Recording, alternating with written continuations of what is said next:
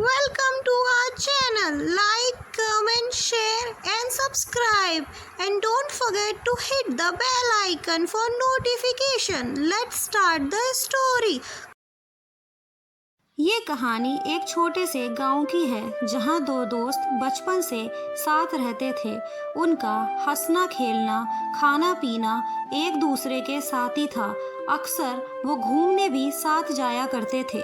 जब वो दोनों बड़े हुए तो उनमें से एक मित्र पराग बाहर नौकरी करने के लिए शहर चला गया और दूसरा मित्र राजू गांव में ही रह गया। उन दोनों के बीच में दूरी सी आ गई थी, पर दोनों के दिल में एक दूसरे के प्रति प्यार ही जिंदा था।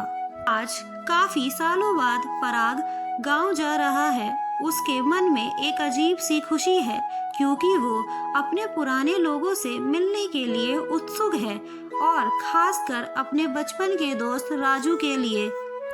सफर काफी लंबा था, इस वजह से उसको गांव पहुंचते पहुंचते काफी रात हो जाती है।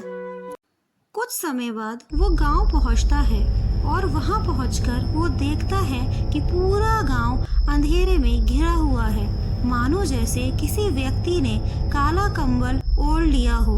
चारों तरफ बस घना अंधेरा ही अंधेरा है। उस अंधेरे में गांव की खुशबू और प्रकृति को देख वो चमक उठता है। तभी हल्की हल्की रोशनी में उसकी नजर गांव के चौराहे पर पड़ती है। वहाँ एक व्यक्ति बैठा हुआ दिखाई पड़ रहा था। पराग तेज से चलकर उसके पास जाता है। जब वो पास जाकर देखता है तो उसका खुशी से ठिकाना नहीं था। वो उसका बचपन का दोस्त राजू था। वो दोनों इतने सालों बाद एक दूसरे को देख बहुत खुश होते हैं और अपने बचपन के दिन याद करते हैं। दोनों के चेहरे पर अलग ही चमक थी।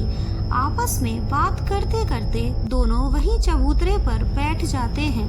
तभी राजू पराग से पूछता है,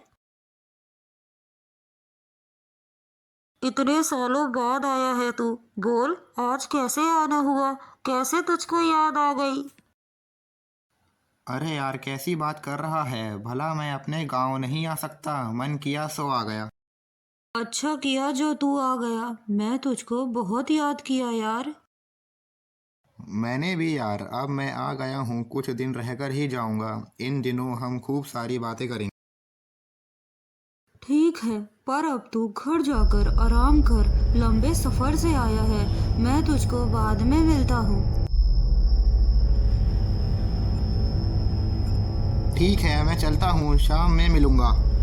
इतना बोल पराग वहां से चला जाता है और अपने घर जाकर आराम करता है।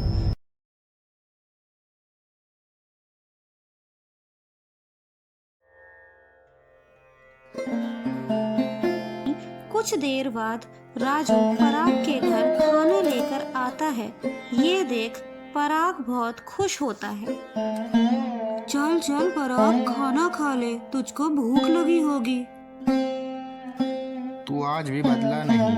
तू बचपन में भी मेरा ख्याल रखता था और आज भी तू मेरा सच्चा दोस्त है। कैसे नहीं आता, मैं जानता हूँ तेरे माता पिता इस दुनिया में नहीं है, इसलिए मैं तेरा और ज्यादा ध्यान रखता हूँ। मैं कभी अकेला महसूस नहीं होने दूंगा तुझको। अब तू ज्यादा बात मत कर, खाना खा। पराग हंसी खुशी से खाना खाता है और खाना खाने के बाद वो आपस में कुछ देर बात करते हैं। तभी पराग राजू से पूछता है, और बता यार, शादी वगैरह की तूने या नहीं? हाँ यार, मेरी शादी हो गई है। अरे वाह, तो फिर चलना, तेरे घर चलते हैं, भाभी से मिल कर आते हैं। उनसे भी तो बात करनी है। उनको बताया तूने कि उनका देवर आया है? राजू पराग की बात सुन घबरा सा जाता है और हिचकिचाहट के साथ बोलता है, अरे अरे मिल लेना तू अपनी भाभी से, इतना भी क्या उतावला हो रहा है? कल सुबह मिलवा दूंगा। अभी तू आराम कर और चैन से सो जा, काफी रात हो गई है और तू भी थक गया है। हाँ यार राजू, थक तो गया हूँ मैं। तू सही बोल रहा है, मैं भाभी से कल ही मिल लूँगा। अब काफ़ी रात हो गई है, भाभी सो गई होंगी। यह वक्त मिलने के लिए सही नहीं है।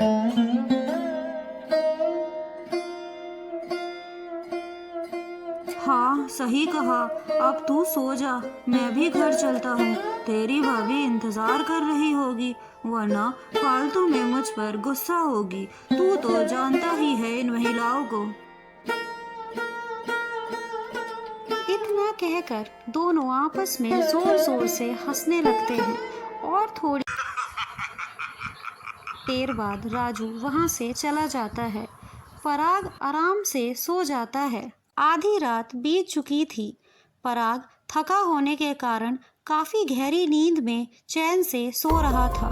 तभी रात में पराग को सपने में एक अजीब सा एहसास होता है, जैसे कोई करीबी उसको बुला रहा हो।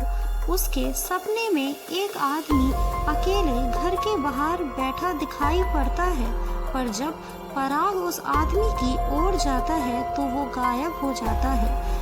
ऐसा साया अपने सपने में देख पराग घबराकर उठ जाता है। जैसे ही वो आंखें खोलता है, उसकी आंखों के सामने राजू खड़ा होता है। राजू को अपने घर में खड़ा देख वो चौंक जाता है। तब राजू उसको बताता है कि सुबह हो गई है और वो उसके लिए चाय लेकर आया है।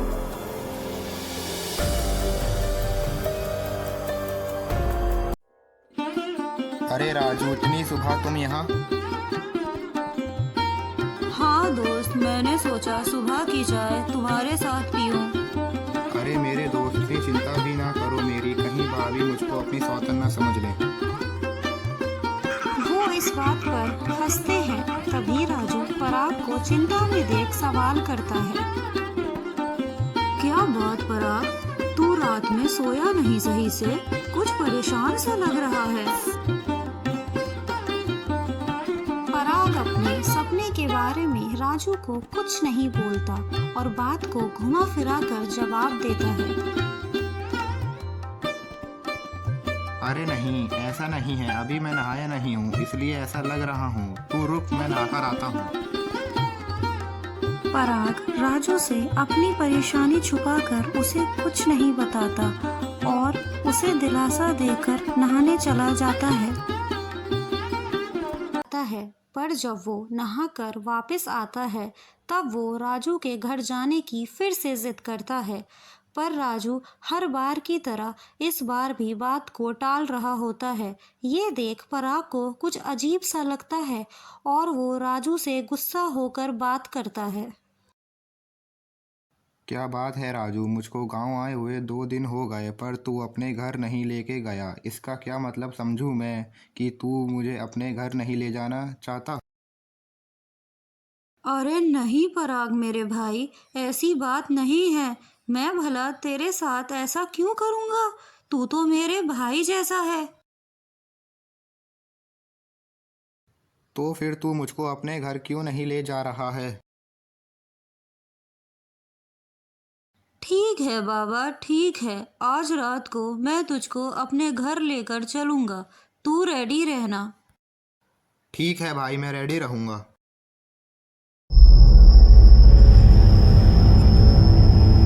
रात के समय जब चारों ओर अंधेरा ही अंधेरा फैला हुआ था, गांव में चारों तरफ काले अंधेरे का कब्जा था। उस वक्त सड़क पर पराग और राजू अकेले चल रहे थे। पराग बहुत खुश है राजू के परिवार से मिलने के लिए, पर साथ ही साथ उसको एक अजीब सा एहसास भी हो रहा है। वो दोनों चलते चलते राजू के घर पहुंच जाते हैं। राजू का घर पराग को कुछ अजीब सा लगता है, पर वो खुशी में सब कुछ नज़रअंदाज कर देता है। जैसे ही राजू और पराग घर के अंदर जाते हैं, पराग को हल्की हल्की जलने की गंध आने लगती है। वो ये देख अजीब सा महसूस करता है, पर वो कुछ नहीं बोलता। तभी राजू उसको कहता है, ले भाई, आ गया मेरा घर। अब तू आराम से यही बैठ, मैं तेरी भाभी को बुला कर लाता हूँ, फिर हम सब साथ में खाना खाएंगे। ठीक है यार, तू जल्दी मिलवा अपने परिवार से, मैं इंतज़ार कर रहा हूँ। राजू दूसरे कमरे में चला जाता है। पराग उसी कमरे में उसका इंतजार करता रहता है। काफी वक्त बीत जाने के बाद कोई बाहर नहीं आता। पराग को ये सब अजीब सा लगता है कि इतनी देर हो गई उसको इंतजार करते करते, पर कोई बाहर नहीं आया। कुछ समय बाद वो अपनी जिज्ञासा को रोक नहीं पाता और वो भी दूसरे कमरे में चला जाता है, पर वहाँ का नज़ारा ही कुछ और था। पूरे कमरे में अंधेरा ही अंधेरा था और धूल और मकड़ी के जालों का कब्जा। पराग चारों तरफ नजर घुमा के देखता है। पूरा कमरा खाली पड़ा था, जैसे सालों से यहाँ कोई आया ही ना हो। पराग को कुछ समझ नहीं आता और वो राजू को आवाज लगाना शुरू कर देता है। राजू राजू ओ राजू भाई, कहाँ चले गए मुझको अकेला छोड़कर? तभी एक जोरदार आवाज के साथ एक तेज चमक दिखाई पड़ती है और उसमें से राजू की आत्मा निकलती है। ये सब देख पराग काफी घबरा जाता है और अपनी लड़खड़ाती आवाज में बोलता है, राजू यह क्या हुआ तुझे? तू तो अभी ठीक था। मेरे दोस्त पराग, यही मेरा सत्य है। मेरा साया ही बचा है बस। शरीर तो कब का विलीन हो गया। मैं तेरे सामने होकर भी तेरे सामने नहीं हूँ, पर हाँ तेरे साथ जरूर हूँ, जैसे बचपन से था। तू मेरा सबसे प्रिय मित्र है और हमेशा रहेगा। मैं तुझको कभी अकेला नहीं छोड़ूंगा, हमेशा तेरा साथ दूंगा। पर मुझको माफ करना मित्र, ये सब मैं दूर से ही कर पाऊंगा, क्योंकि मेरे पास अब मेरा शरीर नहीं है। मैं 2 साल पहले ही इस दुनिया को अलविदा कह चुका हूँ। अब मेरा साया ही बचा है, वो भी सिर्फ तेरे इंतजार में था।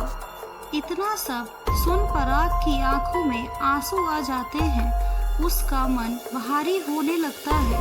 वो ये सच बर्दाश्त नहीं कर पा रहा था कि अब उसका मित्र इस दुनिया में नहीं रहा और उसका पूरा संसार खत्म हो चुका है। अब वो इस जीवन में अकेला है।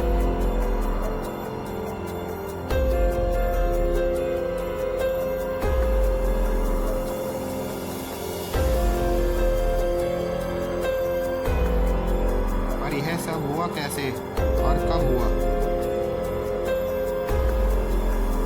2 साल पहले की बात है। तुम्हारी भाभी चूल्हे पर खाना बना रही थी। तबीयत खराब होने के कारण वो अचानक से बेहोश हो गई और चूल्हे की आग धीरे धीरे पूरे घर में फैल गई। मैं तुम्हारी भाभी को बचाने के लिए जब आग में कूदा, तब तक बहुत देर हो चुकी थी और फिर वो आग धीरे धीरे मुझको भी निगल गई। मैं और मेरी पत्नी दोनों उस आग में मारे गए, पर मेरी एक इच्छा अधूरी रह गई थी। मैं तुमसे आखिरी बार मिलना चाहता था, इसलिए मेरी आत्मा इस गांव में तुम्हारे इंतजार में जगह जगह भटक रही थी। पर मुझको यकीन था कि तुम एक दिन जरूर आओगे मुझसे मिलने और मेरी आखिरी इच्छा पूरी होगी। उस रात तुमको जब मैंने गांव में आते हुए देखा तो मेरा खुशी से ठिकाना नहीं था। मैं यही चाहता था कि एक बार अपने मित्र से मिल लूं। तुम्हारे साथ मैंने खूब बातें की, अच्छा वक्त बिताया और अपने बचपन की यादें ताज़ा की।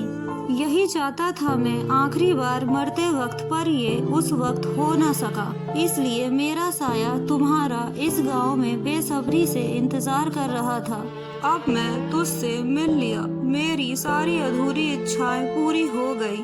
अब मुझको आराम से मुक्ति मिल जाएगी। मेरे दोस्त पराग, ये कुछ निशानी है हमारी दोस्ती की। इसको हमेशा अपने पास रखना। ये मेरे साथ होने का एहसास दिलाएंगी और तुझको कभी अकेला महसूस नहीं होने देंगी। अब विदा दो मित्र मुझको। मेरे इस दुनिया से जाने का वक्त हो गया है। तुमसे मिल लिया, सब मिल गया। अब मुक्ति भी मिल जाएगी। मेरा जो भी वक्त तुम्हारे साथ अपने जीवन में बिताया, वो मेरे दिल में हमेशा कैद रहेगा। अच्छा तो चलता हूँ, तुम अपना ख्याल रखना और अपने जीवन में खूब तरक्की करना। अलविदा मेरे यार, अलविदा। इतना सब बोल राजू का साया एकदम से गायब हो जाता है और पराग वहीं पर फूट फूट कर रोता है। वो ये सच संभाल नहीं पा रहा था। उसका मन बहुत भारी सा महसूस कर रहा था। उसमें जैसे मानो जान ही ना बची हो।